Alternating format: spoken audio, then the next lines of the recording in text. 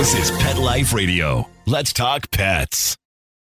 Is your pet stressed out? Does your pet need annual vaccines? Which pet is best for a child? Would you know if your dog was in pain? Pet Life Radio presents The Pet Doctor, where you'll learn everything about keeping your pet healthy and happy. From pet care, pet meds and grooming, to pet food, pet insurance, and dental care, this is the place to find out everything there is to know about pet wellness. Whether you have a dog, cat, reptile, or rabbit, you'll find answers for your pets straight from the vets, because it's your pet. Health matters. Please welcome your Pet Doctor host, veterinary media consultant and veterinarian, Dr. Bernadine Cruz. The baby boomer phenomena is not just occurring in people. Our pets are living longer due to advances in medicine and improved home care.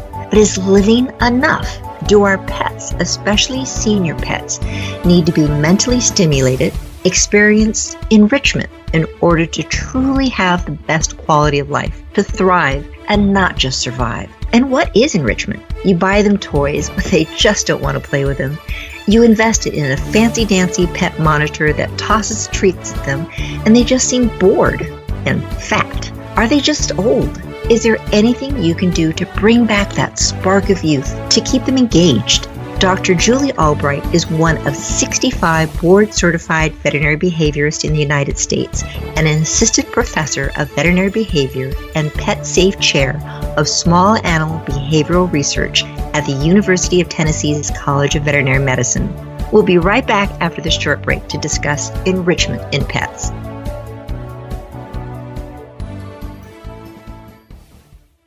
Listeners, I'd love to introduce you to PetPlate.com. They deliver freshly cooked human-grade dog food right to your door. I'm talking about dog food that is so high quality that even us humans could, technically, eat it.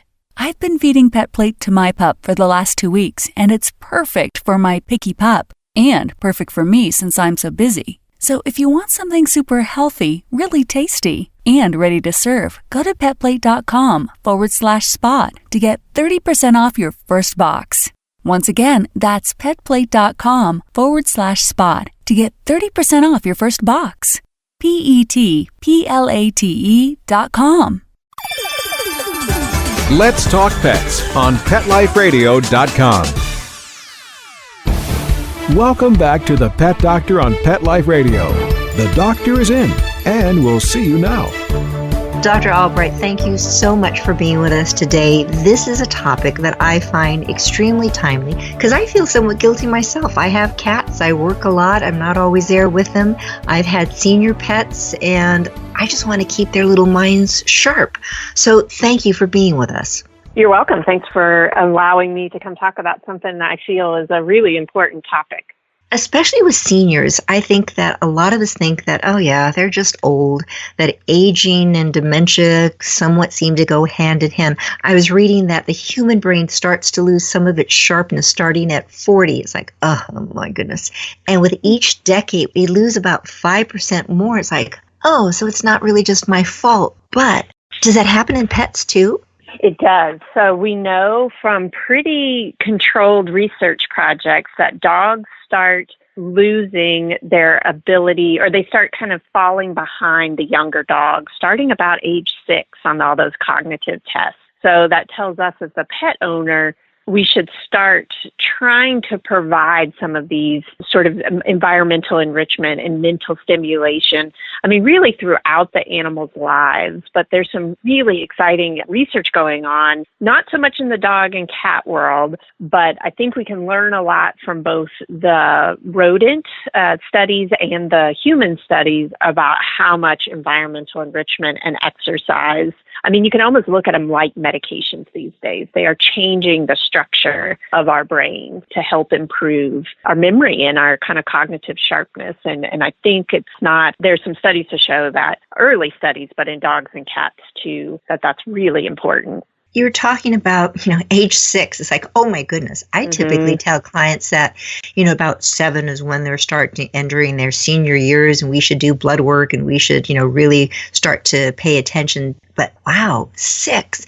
For a lot of us, when you get your pet at age 6, it's just seeming to get their stride.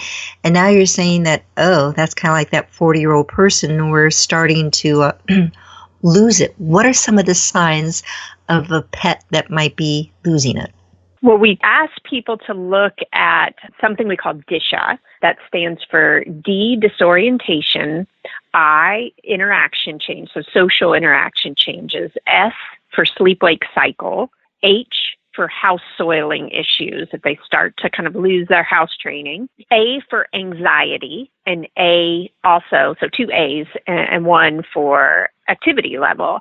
So if you're seeing any changes in those, that can let us know that there may be something going on. But also keep in mind, I'm both a veterinarian and a behaviorist, and the veterinarian in me, we have seen all sorts of changes you just wouldn't think would cause the same issues. Everything from dental disease.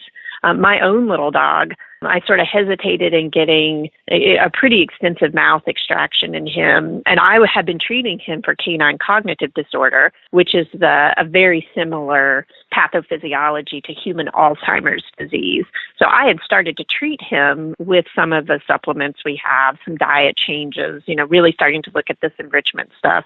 And I'll tell you, I got those teeth pulled and he was very much, looked like 10 years had been taken off of him. So joint pain, any sort of endocrine disease, make sure you are getting a full health workup with your veterinarian to make sure that those aren't complicating the picture, but also to make sure your dog is healthy enough to do some of these things that we're talking about. So, yeah, those are the signs to look for. But oftentimes, and I mentioned the 6-year-old and those lab dogs, they were doing pretty, sort of detailed cognitive testing in those dogs. I don't think the average dog of cat owner is going to see a lot of difference unless you're doing maybe high-level agility or obedience training or something like that. But it's just good to keep in mind that we are starting to drop off, about that time.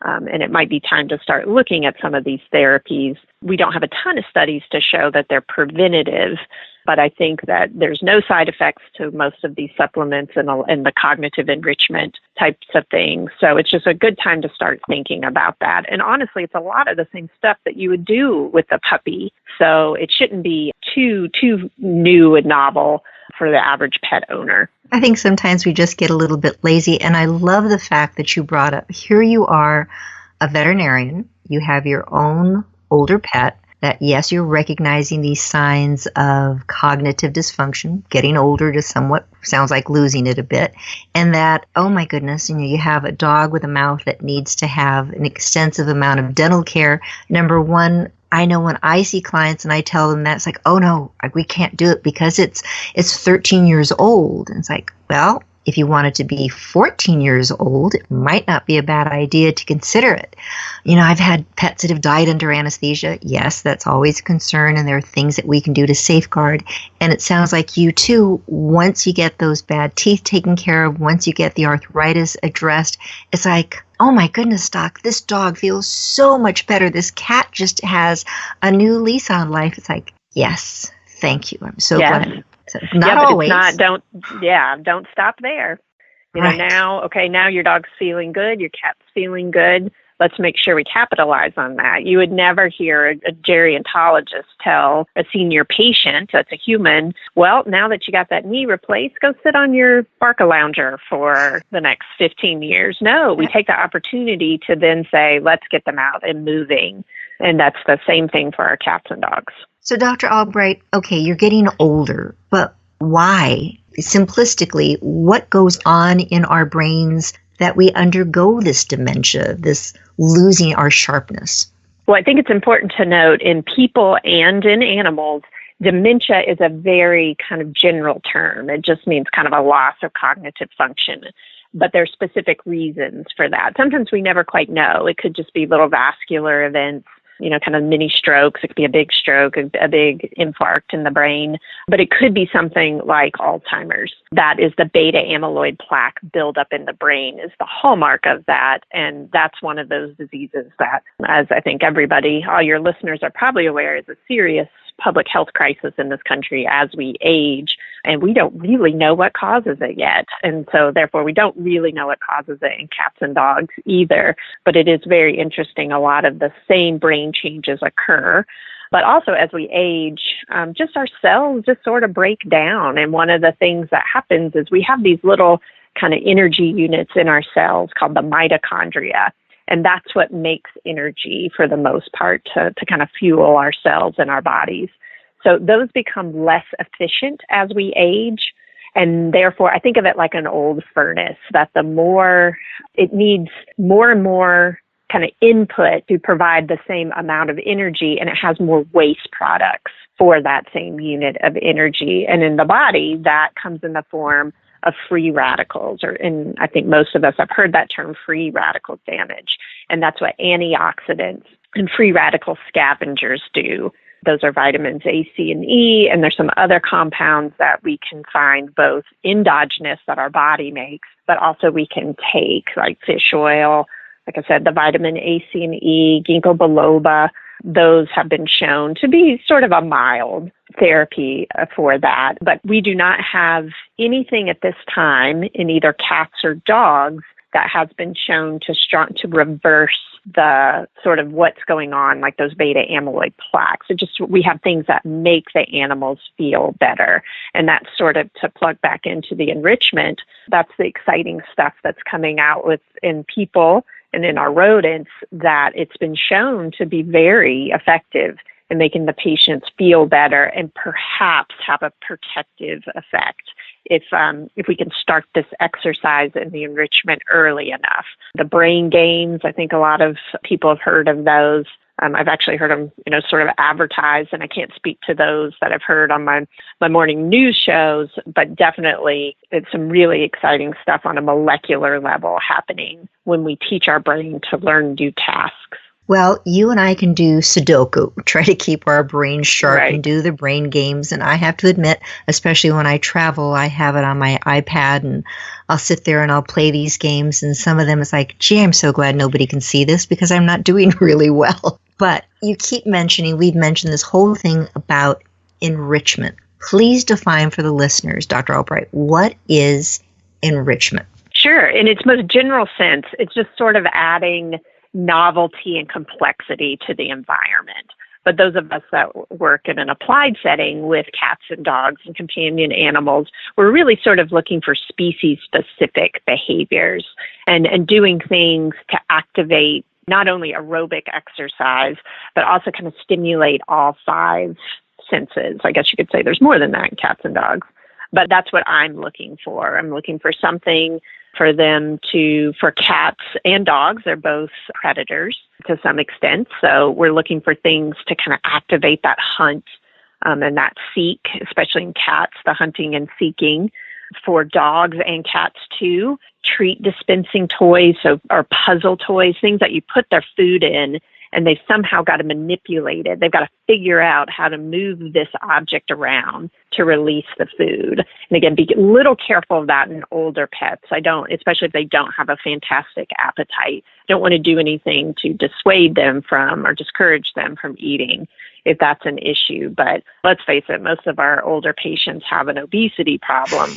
All of us vets, almost every patient we see, we could recommend a few pounds coming off, but not all of them. So for the most part, slowing down that feeding, making them think about it, that's a great way. Another great way, cats and dogs, not just dogs, are getting a trick book from a used book site or a new one and looking at those tricks that you can teach your dog just for fun. That's a great way to provide some enrichment. Just because they don't actively seek out play, to me, that means that's even more of a reason to kind of get them up and going and motivate them. And of course, you want that to be only reward-based. We're not using prong collars and chains to teach these tricks. It's not about, accuracy. It's about having fun.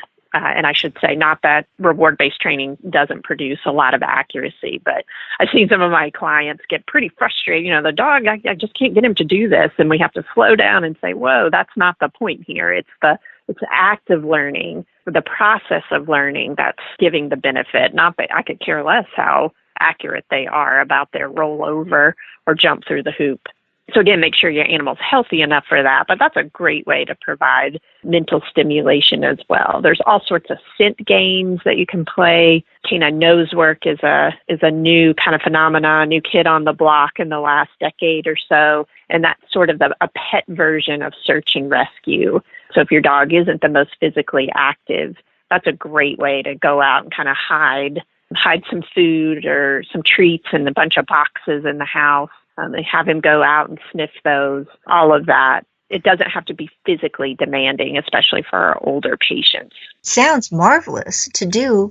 And then I can see a lot of listeners right now going, look, I'm working umpteen hours to bring home that really good quality dog food, and I have the family to take care of.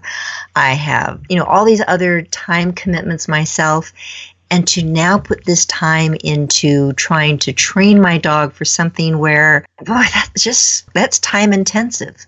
So I think it really gets down to a person has to have a change of mindset of what's going to be necessary. When you get that pet, you get a pet for life. Absolutely. I do try to, we do have that talk about this is, what do you want for your dog? Or your cat? Do you want the best for them? So we do have kind of that pep talk. I'm not trying to, judge folks, but we are trying to kind of motivate you. But also, I get it. I'm a busy working mom. I am so sick of, all the self-improvement stuff that you're kind of bombarded with that come the new year. So I absolutely understand it. So what we try to do in our home is make things bite-sized. We do not need to have, nor should you kind of overwhelm your older pet or any pet with learning some, crazy sequence of events or crazy sequence of a behavior in an evening. Let's break it down. If you're at the computer or you're watching a show, kind of mute the TV for 2 minutes, get out the treats, work on something with that pet for those 2 minutes. Take turns. Maybe mom gets it once the night, daughter gets it once, and the next night, another adult and another child is going to work on it. We kind of work it into the chore chart. And it's just like, I can find 2 minutes a day to brush my teeth several times a day. I can find that time. And actually, that's usually that's sort of my evening routine is when we work things in for our pets. So it's just kind of what makes sense for the family. But there is that bottom line, just like most self-improvement stuff, you got to make a commitment to do it. But find those little bite-sized pieces of time to do this stuff and look for the things that you can do that don't involve you at all, like those puzzle toys. That sounds like a sneaky way of doing this, because especially after the first year when you say, okay, I'm going to go to the gym and I'm going to do it 6 days a week. All right, let's try for maybe twice a week and little by little increase it. Same thing with working with your pets. I love it. We're chatting right now with Dr. Julie Albright. Again, she's one of only 65 board-certified veterinary behaviorists in the United States. And she's also at the University of Tennessee College of Veterinary Medicine. We're going to be right back after this short break to talk about more things that you can do to keep your pet enriched and thriving. Please have a seat in the waiting room. The doctor will be with you shortly, right after these messages.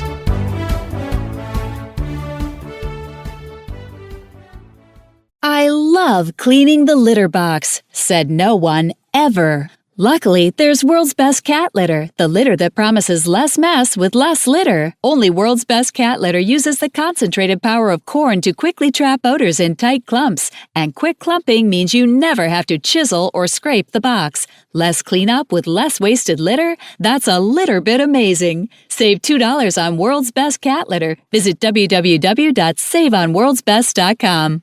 Does your dog itch, scratch, stink, or shed like crazy? Come to Dynavite for help. Order a 90-day supply of Dynavite. Dynavite is nutrition. Pick up 2 bottles of Lico Chops. Get the 3rd bottle free. New improved Lico Chops with omega-3, omega-6, vitamin E. And now, 6 extra direct-fed microbials. Even better for the digestive tract and immune system. Try Lico Chops. Buy 2, get 1 free. At Dynavite.com. DINOVITE.com. Let's talk pets. Let's talk pets On Pet Life Radio. Pet Life Radio. PetLifeRadio.com. Welcome back to the Pet Doctor on Pet Life Radio. The doctor is in, and we'll see you now. Dr. Albright, right before the break, we were talking about dogs and things that you could do with them. Okay, with dogs, it almost seems to be a little bit easier where you can do these behaviors of getting to do tricks. And you're talking about rolling over, and you can pop a harness on them and take them outside and go for, it may not be the walk, it may be the sniff, but it's their time to explore explore and learn about their environment. What do you do for cats? Cats, I'm so glad you asked, because I think that's a real epidemic that and I totally am guilty of this as well, that my cats can kind of, if you don't make that effort, just become pieces of furniture in the home. So they definitely need a little bit more effort put into their enrichment and their exercise. Again, especially as they age, they're just not motivated internally to play as much. So it's up to us as the cat owners just to put those few minutes every day into it. So cats can absolutely learn tricks. There's some great little trick books out there. Clicker training is a great way to teach a cat something. So again, the process of learning something and engaging with a human is a great form of mental stimulation and enrichment for them. The food puzzle toys, simple things like, depending on how many cats and other animals you have in the home, just putting their kibble, if they're on dry food, in different places in the house. I love the idea of, we actually have a harness trained cat. It was not very difficult to do. He gets a little bit of outdoor time every day. If that's not doable, a window seat, there's cat fencing, or what, we call kind of catios. They look like maybe bird aviaries that are not very big as far as a footprint, but they're very tall because cats like vertical space. And that kind of encourages them to climb. But just to get them out there, these catios, get them out there to have some just exposure to smells and sights outside. And then the second best would be maybe at a window seat, and you can do things like maybe plant a butterfly garden. There's some great websites that tell you what plants you can grow in your area that attract butterflies, and you could do something like put those right outside the window where your cat likes to hang out, just to provide a little bit of that visual stimulation. Also, one thing we haven't talked about, we talked about a little bit for the dogs, which was just the walks to allow them to smell, but providing different things for smells. It might be just as simple as some essential oils on something that won't become a foreign body for your cat, just to let them smell that. And it's not particularly important what that smell is, but just smells, toys. Something different. Exactly. Novelty is so important to these animals. Everybody tells me, well, my animal has this huge basket of toys. And I'm like, well, my kids have a huge room of toys, but every time we go to the toy store, they want a new one. So pick them up, provide a couple at a time, pick those back up later that afternoon, a couple hours later, and provide some new ones.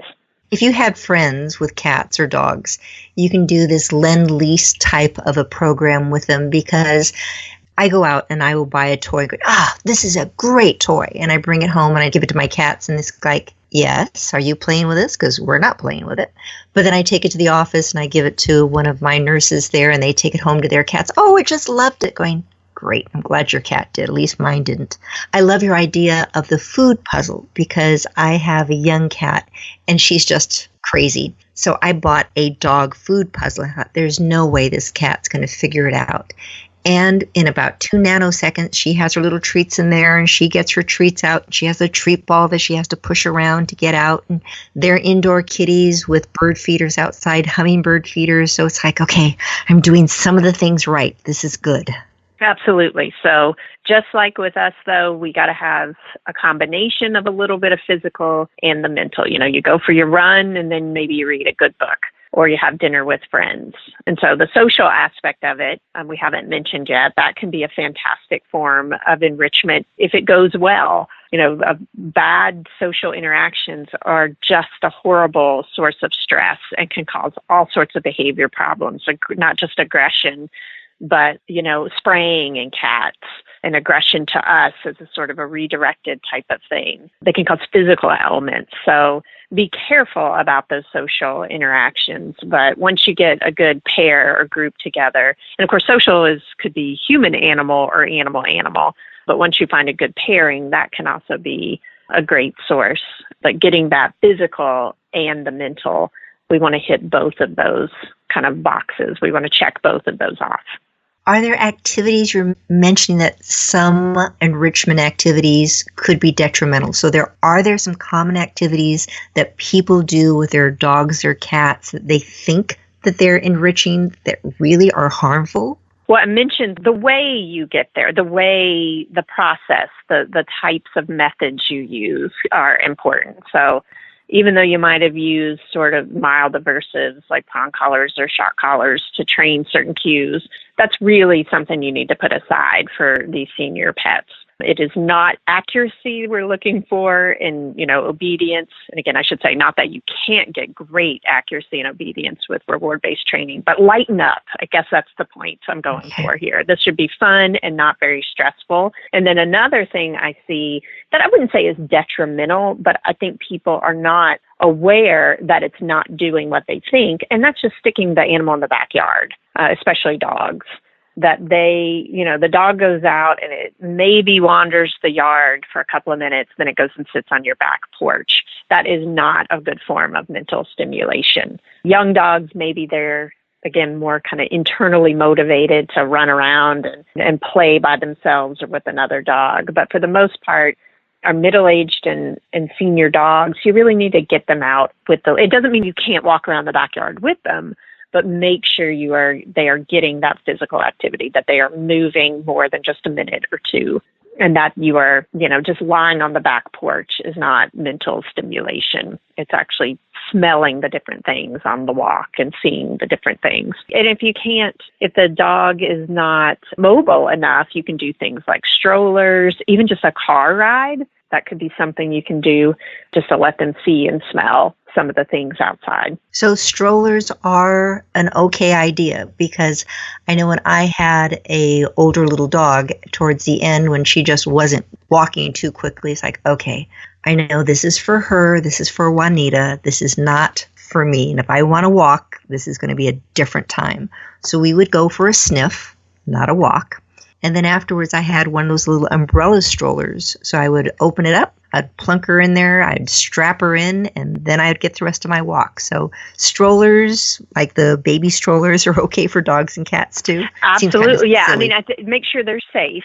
So I think probably most people are aware that there are dog strollers, dog and cat strollers that are, a little bit more flat and have a cover on them so they're not prone to jump out and hurt themselves. But yeah, I mean, we want to get that physical activity, but definitely check with your veterinarian, make sure that just because they don't want to walk, maybe it's kind of like physical therapy that, when I hurt myself, I didn't necessarily want to move it around, but the physical therapist knew exactly how far I should push it to improve.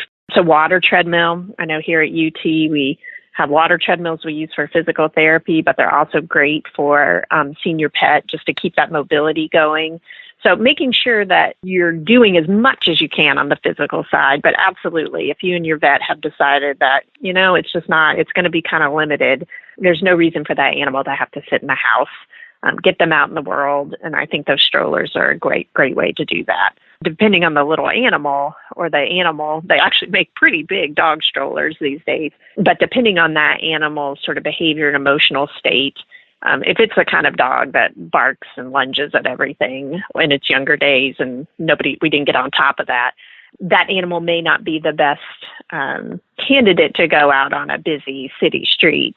Find someplace quiet where they can get maybe a sniff of some wildlife and things like that and not be barking at everything that went by. I know I've seen those regular enclosed strollers for dogs and cats, and then I've had some of my clients with larger dogs that have used the joggers. So they've just kind of reconfigured them a bit so that larger dog can lounge in there and then just really secure them in so they can't fall out, jump out, etc. I think, again, this is a great thing, to go online, see if you can find a used one, because it never seems to fail. You buy a new one and your pet looks at it going, not so much. This is not something I'm enjoying.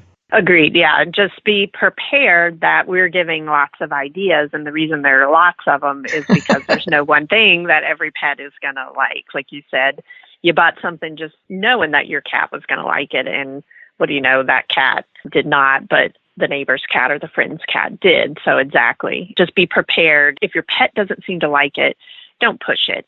We don't want to stress them out. That's probably going to undo all this enrichment that we've been talking about. The benefits of it.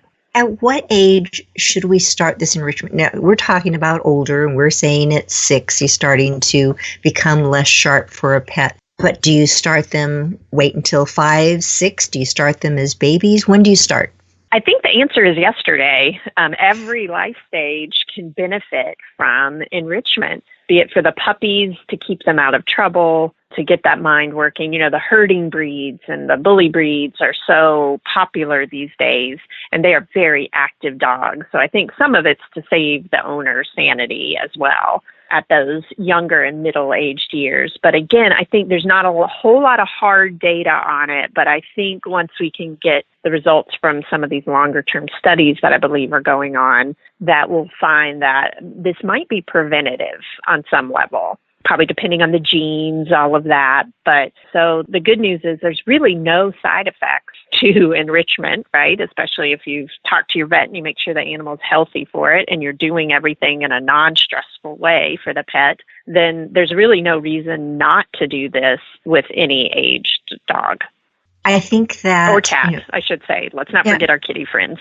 Yeah, dog or cat is very important. It's been fascinating to watch my own younger cat work through problems. And some of the things that I've gotten for her, just a cardboard box, that crinkle paper that you use for the holidays in particular, for packing and for stuffing, and then hiding toys underneath that.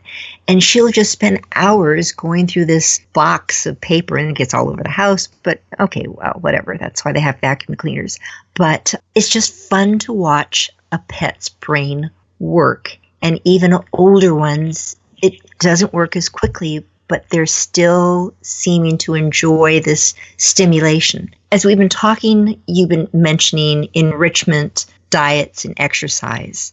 Of those, which one's the most important to try to slow down this aging process and keep them as sharp as possible? Well, I don't think we have a lot of head-to-head comparisons. So the good news is the nutraceuticals that are out there, so those are some of these supplements for the aging brain, those have been tested out in a lab in Canada called CanCog, double-blinded, placebo-controlled studies. So we know that almost, a lot of them that are on the market are effective to some extent. Those dogs did seem to have improved cognitive functioning and improved social interactions. So, and most of them, like I mentioned before, they're vitamins and fish oil. So when dosed within reason, dosed with what the package tells you, SAMe is another one, that there's really no known side effects to most of those. The exercise, that's just really kind of fascinating stuff coming out, that both on the it provides more perfusion to our brain, allows more nutrients and glucose to get to our brain, but it's also doing things like helping our neurons grow in the areas where they're still able to, like the hippocampus. That's the part of our brain that seems to be most responsible for learning and memory.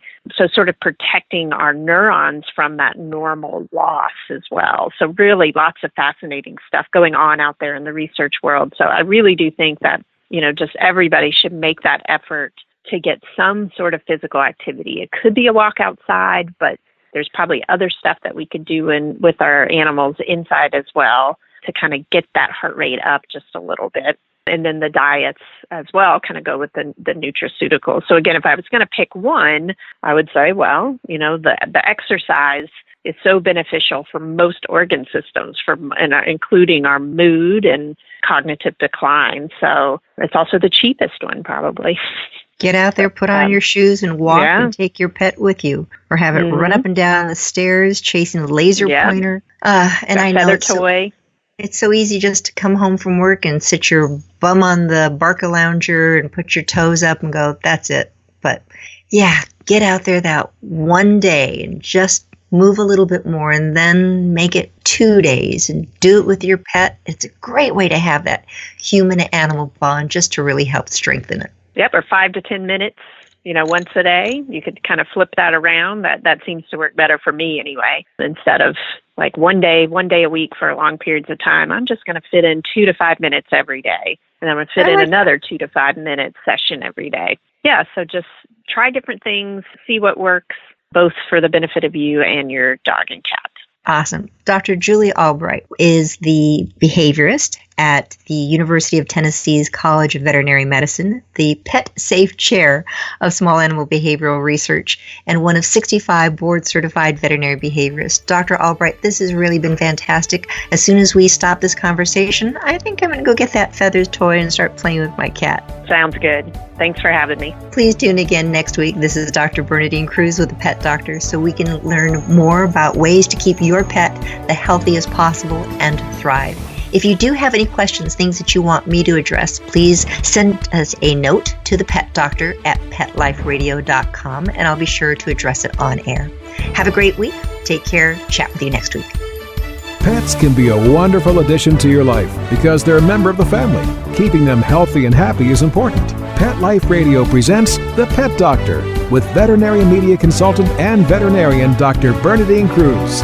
Whether you have a dog, cat, reptile, or rabbit, you'll find answers for your pets straight from the vets. The Pet Doctor, on demand every week, only on PetLifeRadio.com.